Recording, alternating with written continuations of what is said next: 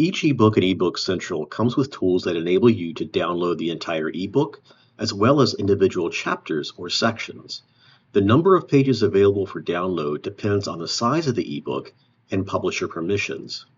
If you are using an ebook for a class, it is best to avoid downloading the entire title as it will prevent others from accessing it for 24 hours, and instead download the individual chapter or section you need in PDF format.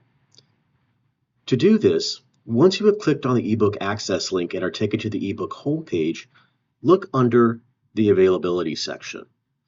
Here you will see options for reading the book online, downloading the entire ebook, and downloading PDF chapters. Note the number of pages allowed for download. This number will automatically reset after 24 hours, so you can come back to the ebook and in this case download another 117 pages.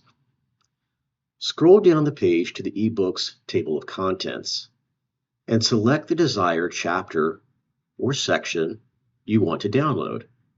Once you have found it, select Download PDF and download from the pop-up.